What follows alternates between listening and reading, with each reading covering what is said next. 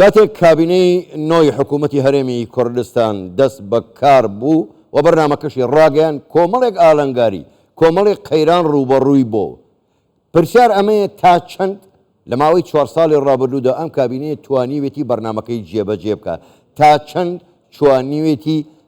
خزمەت بە سێکتەرەکانی تر بکە تا چۆ سەرکەوتوو بووە ئەمانە کۆمەڵی پرسیارن ئێمە لەگەڵ میوانەکەمان قسەی زیاتری لەبارەوە دەکەین میوانەکەمان زۆر بەڕێز سیروان محەممەد بریکاری وەزارەتی پلاندانانی حکوومەتی هەرێمی کوردستان ڕاستەوخۆ لە ئاستۆدیۆی ژووری هەواڵ لە لامان میوانە کاک سیروان زۆر بەخێر بێن گەلێک سوپاس بۆ بەشداریکردنیشتان لەگەڵمان لەم گەشەی ژووری هەواڵی کوردستان 24 با هەرو لە پێشەچیەکەی خۆمەوە دەست پێ بکەین لەگەڵ ئەو هەموو ئالەنگاری ئەو هەموو قەیرانانەی کە ڕوبەڕووی کابینەی نۆهەمی حکوومەتی هەرێمی کوردستان بۆەوە تا چەند توانیوێتی بەرنامە و پلانەکانی خۆی لەگەڵ هەموو ئەو کێشانش تا چەند توانیوێتی جێبەجێکە ئەگەر بە ئاماریش بە ڕنگ بێ باشتر بێ وایە خۆی هەر نزیکەی 14 ساڵ سەرۆکی دەستەی ئامار بووم ئامارەکان موجودن لە 4 ساڵی ڕابردوو ئێمە گەر ساڵ و نیوەیەکی لێ دەربێنین بەلاینی کەمەوە کە مۆزوعی کۆرۆنا هات و قەیرانی ئابووری و دواتر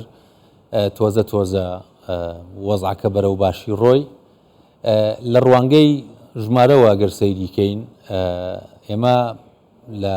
وەزارەتی پلاندانان لە ڕێگای دەستەی ئامارەوە ماگانە ژمارەی پێوانەیی راپۆرتەکەی دەرەکەین کە تایبەتە بە نرخی شتومەک لە بازار باشە ئەوە نیشاندەرێکە بۆ ئەوەی بزانین ئێمە بارودۆخی تاک لە هێزی کڕینی لە شتومەک کاکڕێ تا چەنە لە ساڵانی 2019 و 2020 ئابووری کوردستان بەگشتی ئێمە باسی تاک ناکەین لێرە ئابووری کوردستانەکەین لە داکشان بوو واتە ئێمە هێزی کڕینی تاک و بازار و دراو بوون لە بازار کەم بوو ئەو کاتە و زمانە طبیعی کە قەیرانی کۆرۆنا هاتەوە ئەو وەزعاوەکو خۆی مایەوە لە دوای دەستپێکردنی جوڵەی ئابووری دوای داخستنەکان لە 2020 و 2000 تا مانگی 8 2021 ژمارەی پێوانی دەستی کرد بە بەرزبوونەوە تا چوو بەرەو تۆزە ئیتر خەریکە طبیعیە بێتەوە سروشتیە بێتەوە سروشتەکە مەقسەدمان چییە؟ مەقسەدمانەوەیە لەسەر و سەد بێ ژمارەکە بۆ ئەوەی بزانین ئێمە تاک ئەتوانێت ئێستا بچێتە بازار و شت بکڕێت سیروان ببووریانی داهاتی تاک بەراورد بە ڕابردوو هەڵکشاوە زیادی کردووە داهاتەکەی ئەوەی ئێمە بینیمان لە 2022 ئێمە 2023 هێشتا راپۆرتی ساڵانەکەمان دەرنەهێناوە تاوەکو بزانین لە 2022 داهاتی تاک باشتر بوو لە ساڵی 2021 و لە ساڵی 2020ەوە لە ڕوانگەی ئەو نرخێک کە باسم کرد و لە ڕوانگەی چوون بەرەو کەرتی تایبەتیش زۆر باشە کاک سیروان لە ڕابردوو کۆمەڵێک پرۆژە هەبوون تەواو نەکراون بەجێ هێڵدراون جا بە هەر هۆکارێک بێ بەڵام لەم کابینەی ئەو پرۆژانە تەواو کراون بۆ نمونە وەکو لە هەواڵەکانیشدا هاتبوو نەخۆشخانەی سەد قەرەوەری شیلازێ هەروەها پردی ڕانێک کە ئێستاش ئیشی تیاکرێ ڕەنگە بەرەو تەواو بوون بچێت ئەم کارانە چۆن ئەنجام درراوە لەگەڵ ئەو هەموو قەیرانانە ئەمە هەمووی با بڵین ئەم حکوومەتە میراتگری ئەوانەی پێشوو بوو ئەمانیان چۆن کردووە یەکێک لە ئەرکە سەرچەکانی وەزارەتی پلاندانان ئەوەیە کە ئەو بودجەی لەبەردەستە پلانی بۆ دانێ لەگەڵ وەزارەتە پەیوەندیدارەکان بە ئاگاداری سەرۆکایەتی ئەنجومەنی وەزیران و ڕێخستنەوەی ئەو داهاتەیە بۆ ئەوەی چی پرۆژەی تەواو نەکراو هەیە و بە گرنگی ئەزانین تەواوی کەین یان پرۆژەی تریش دەست پێ بکەین لەم کابینەیە ئەو پرۆژانەی کە ئێوەش باستان لێ کرد لێرە دەستیان پێکردەوە بعضێکی تەواو کرا و بعضێکی لەسەر تەواو بوونە ئێمە چاوەڕێ ئەوەشمانە کرد وەزعەکەمان لەگەڵ بەغا چکە ئێمە زۆر بەستراوینەوە بە بەغا بە کۆی وازانن چاوەڕێمانە کرد ئەو بەشە بودجەی کە هەمانە بۆ پرۆژەکانی وەبەرهێنانی حکومی بگا بەدەستمان بۆ ئەوەی بتوانین تەواوی کەین لەگەڵ ئەوەشدا ئەوەی کە هاتوۆتە بەردەست توانراوە پرۆژەکانی پێتەواو بکرێت و ئیستاش پرۆژەی تریش هەیە کە ئیستا خەریکە تەواو بکرێت لە ئایندەیەکی نزیکدا وەکو ئەو نمونانەی کە باست کرد سەرڕای ئەوەش وەزارەتی پلاندانان داتای پێویستی داوە بە هەموو وەزارەتەکان بۆ ئەوەی پلانی خۆیان دانێن و بە تایبەتی دەستەی وەبەرهێنان کە توانیوێتی ئابوووریەکەی خۆی سەکتەرە ئابوووریەکانی کە گرنگە بەلایەوە وەبەرهێنان ڕابکێشێ بۆ خۆی توانیوێتی لە ڕێگای ئەو داتانەوە پلانەکانی خۆی دانێ و ئێستا شەرخەریکن پلانی خۆیان دانێن و دەستەی ئاماریش هاوکارە لەگەڵیان لەو بابەت زۆر باشە کاک سیروان بۆ خۆ دەزانی ینی دوو سێکتەری گەورە هەیە یان دوو بەشی گەورە هەیە بەشێکیان ئەوەیە کە سێکتەری با بڵێن کەرتی تایبەتە لەگەڵ کەرتی حکوومەت هەندێک کاری شەیە بە هاوبەشی دەکرێت تا چەند حکوومەت لەم بوارەدا توانیوێتی سەرکەوتوو بێ هەم لە بواری کەرتی تایبەت هەم لە بواری بەیەکەوە هەم لە بواری حکوومیەکەی.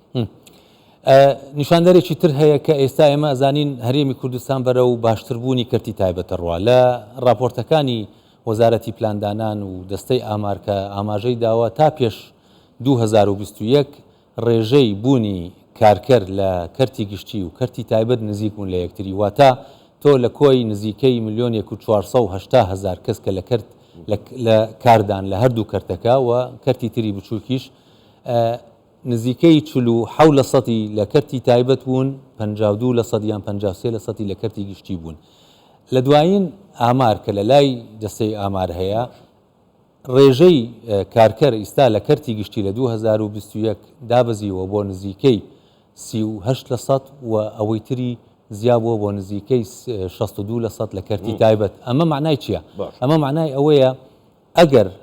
کەرتی تایبەت بەهێز بکرێ یەک ڕێژەی بێکاری دابەزێ کە ئیستا ئەوە کاری لەسەرەکەین، دوو بازاری کار ڕێک بخرێتەوە کە ئەویش وەزارەتی پلاندانان ئیستا لە ڕێگای لیژنەیەکی تایبەتەوە فەرمانی جەنابی سەرۆکی حکوومەتەوە دروست بووە بە سەرۆکایەتی وەزیری پلاندانان بۆ ڕێخستنەوەی هێنانی کرێکاری بیانی کە کارەکانی خەریکە تەواوە بێ ئەویش ڕێنماییەکی گرنگە وەزارەتی کار و باری کۆمەڵایەتی لەگەڵ وەزارەتی ناخۆ ڕاستەوخۆ پەیوەندیدارن بەو بابەتە. ئەمە هەمووی کارەکانە کە کراوە تا ئیستا ئەمە وا ئەکا لە ئایندەیەکی زۆر دوورنا ینی نزیکیش ئەتوانین بڵێن ئێمە بەهێزکردنی کەرتی تایبەت لە ڕووی ئابوووریەوە و تەنانەتیش لە ڕووی پەیداکردنی هێزی کار بۆ عفوکار بۆ هێزی کاری ناوخۆیی نەک هێزی کاری بیانی. باش کاک سیروان بەگشتی ینی بەرنامە و پلانەکانی حکوومەت لە چ بوارێکدا لە چ سێکتەرێکدا زیاتر سەرکەوتوو بۆ بەراورد بە سێکتەرەکانی تر؟ ینی ئەوەی کە لە وەزارەتی پلاندانان لە ئێمە دەرکەوتووە ئێمە توانیومانە لەگەڵ ڕێکخراوە نێودەوڵەتیەکان پەیوەندیەکی باش دروستکەین. ڕێکخراوە نێودەوڵەتیەکان ئەرکێکی وەزارەتی پلاندانە پەیوەندیان لەگەڵ بکا بۆ ئەوەی ئەو من حەوقەرزانەی کەیت بۆ عێراق بەشێکی بێتە هەرێمی کوردستان و توانیمانێتەوە لە ڕێگای بەڕێوەبەرایەتێکی گشتی تایبەت لە وەزارەتەوە ئەم کارە بکەین. یەکێک لەو نمونانە ئەوەیە ئێمە گرێبەستێکە لە وەزارەتی پلاندانان واژوو کراوە لەگەڵ یەکێتی ئەوروپا بۆ ئەوەی سیستەمی پاراستنی کۆمەڵایەتی چاکسازی تیا بکرێ. نمونەیەکی کە ئێمە کە توانیمانێتەوە لەگەڵ بانقی دەولی ئستا ئیش بکەین و پارەیەکی باشیش بێنین بۆ هەرێمی کوردستان تاوەکو پرۆژەیەکی گرنگی وەزارەتی پلاندانان پێ جێبەجێ بکەین. ئەویش ڕوپێوێکی گەورەیە کە ساڵێکە خایەنی لە دەستی ئامار سەرپەرشتی ئەکرێتەوە. ئەم بابەتانە یەکێکە لە کارەکانی وەزارەتی پلاندانان. ئەمە یەک دوو پرۆژەکانمان باس کرد. سێ ئێمە توانیمانە ئیستا لەگەڵ ڕێکخراوەکانی نێودەوڵەتی هەندێک ڕێککەوتن بکەین بۆ ئەوەی هێزی کاری ناو حکوومەتی هەرێم بەتواناتر بکەین لە ڕێگای بەڕێوەبەرایەتێکی گشتیی تایبەت کە لە وەزارەتمان هەیە لەگەڵ ڕێکخراوی جایکای یابانی لەگەڵ ڕێکخراوی کۆیکای کۆری لەگەڵ یەکێتی ئەوروپا لەگەڵ وڵاتی ئەڵمانیا لەگەڵ وڵاتی هۆڵندا لەگەڵ وڵاتی بەریتانی ئەمانە هەموو یەکێکە لە ئەو ئیشانەی کە توانیمانێتەوە سەرکەوتنی باشی تیابێنین. ئەویش بە جوهدێکی زۆر توانراوە بکرێت چکە بەشێکی گەورەی ئەم جوهدە سەرفەکرێ لەوەی کە حکوومەتی عێراقی ڕازی بکەین ئەو گرێبەستانە ئیمزا بکە بە حکمی ئەوەی عێراق یەک وڵاتە و بەشێکی بێتە هەرێمی کوردستان. ئەوە جۆدێکی زۆرمان لێ ئەبا کە ڕەنگە دەرنەکەوت بێ دیار نەبێ بەڵام وەزارەتی پلاندانان لەو جوهدە توانیوێتی ئەو کارانە بکە. زۆر باشە کاک سیروان باسی عێراقت کە دەمە ڕامانە کێشێ بۆ یەک مەسەلە حەزەکەم تۆزێ لەسەر ئەمان هەڵوێستە بکەین و زۆر بە ڕاشکاوانش قسە بکەین. بۆ خۆ دەزانی ئەمە دۆخی عێراقە لەگەڵ هەرێمی کوردستان موچە و قوتی خەڵکی کوردستانی بڕیوە پابندی هەیەیەکی یەکێک لە ڕێکەوتنەکانیش نە پابندی دەستوریش نیە لە لایەکی کەشەوە با بڵێن قەیرانی ناوخۆیش لە کوردستان هەیە. باشە حکوومەت زۆر ڕشت بوو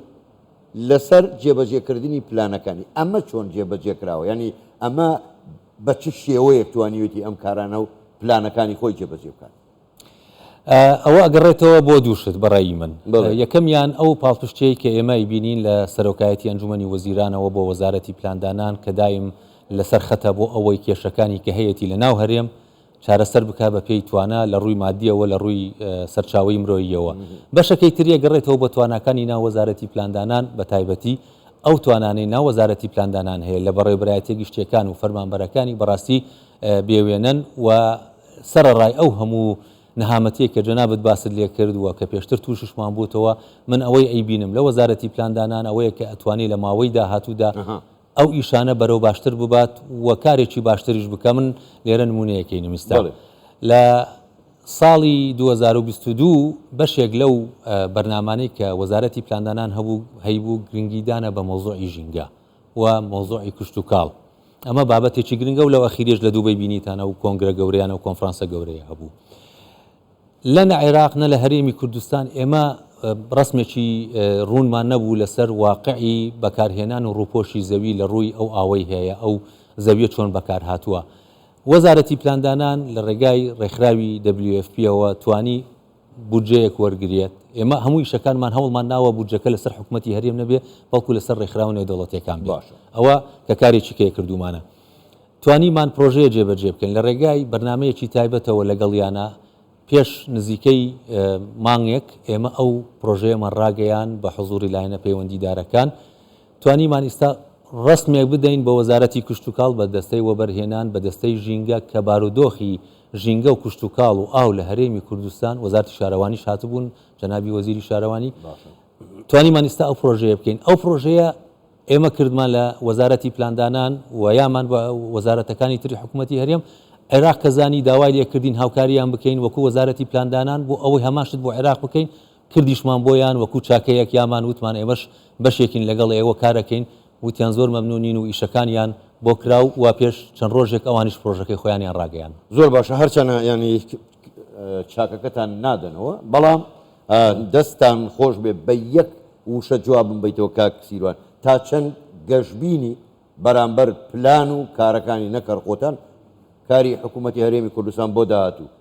ئێمە گەشتبینین، ئەمەگەر گەشتبینی نەبێ ناکرێ. زۆر باشە، زۆر بەڕێز سیروان محەممەد بریکاری وەزارەتی پلاندانانی حکوومەتی هەرێمی کوردستان گەلێک سوپاس بۆ بەشداریکردنتان لەگەڵمان. سوپاس بوویەوە، شەوتان باش.